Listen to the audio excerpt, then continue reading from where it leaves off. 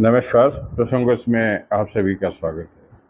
प्रसंगोस में आज हम बात करेंगे, आपको एक बार थोड़ा सा लेके जाऊंगा राजस्थान के अजमेर जिले के विजयनगर, जो ब्यावर जिले में आ गया है, जहां कुछ माह पहले एक बहुत बड़ा एक कांड हुआ था, जिस कांड में नाबालिग बालिकाओं को कुछ आरोपियों ने उनका धर्म परिवर्तन करने के दबाव डालने के लिए उनके असली चित्र बनाए, उनको नशे की दवाएं दी और उनको लालच दिए, मोबाइल दिए।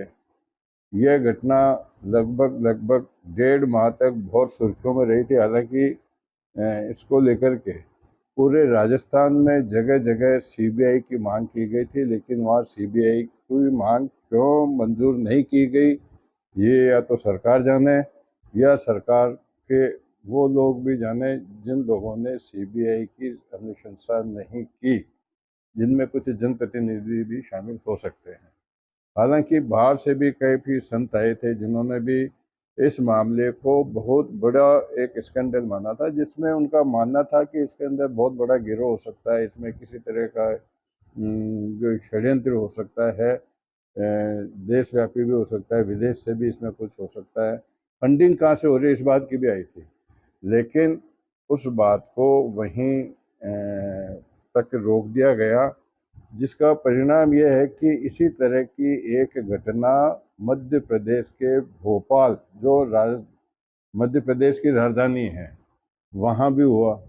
फर्क इतना है कि यहाँ जो हुआ था एक विद्यालय में हुआ था, विद्यालय की बालिकाएं थी, और वहाँ भोपाल में जो हुआ है वो कॉलेज की छात्राओं के साथ में हुआ, जिसमें मामला उजागर होने के बाद में महिला आयोग ने उसकी जांच की। जांच में काफ़ी पूर्व के सेवानिवृत्त काफ़ी जज भी थे और भी थे, जिन्होंने जांच में ये पाया कि जो वहाँ ये दुष्कर्म का मामला हुआ है वो धर्म परिवर्तन को लेकर के किया जाना प्रथम दृष्टया माना गया है, जिसमें वही पैटर्न था।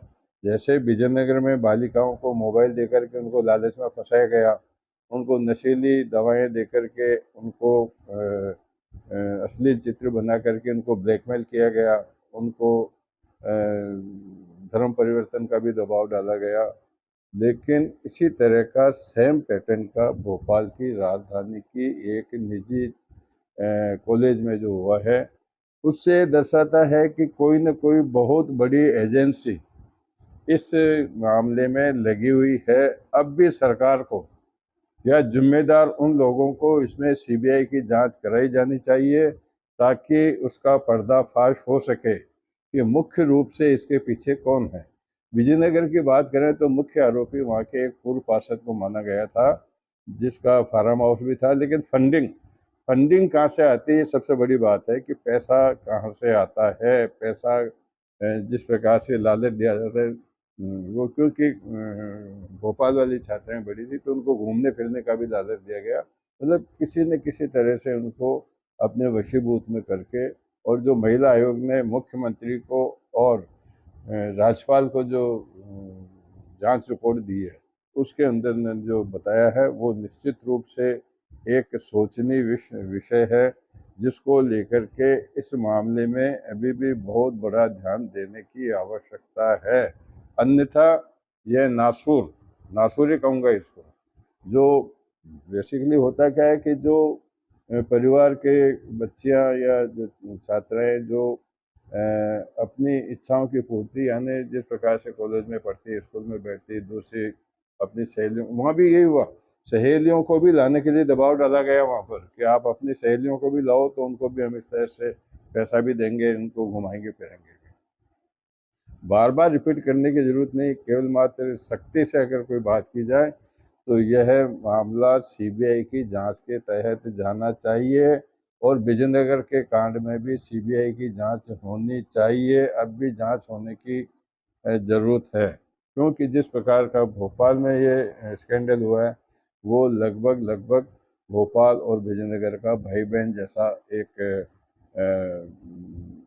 नेचर का ये स्कैंडल है, ये षड्यंत्र है। और इस षड्यंत्र की गहराई तक जाने की आवश्यकता है। कुल मिलाकर के आज के प्रसंगवश में यहीं विराम देते हैं। कल फिर नए प्रसंग के साथ में आपके सामने उपस्थित होऊंगा। तब तक के लिए नमस्कार।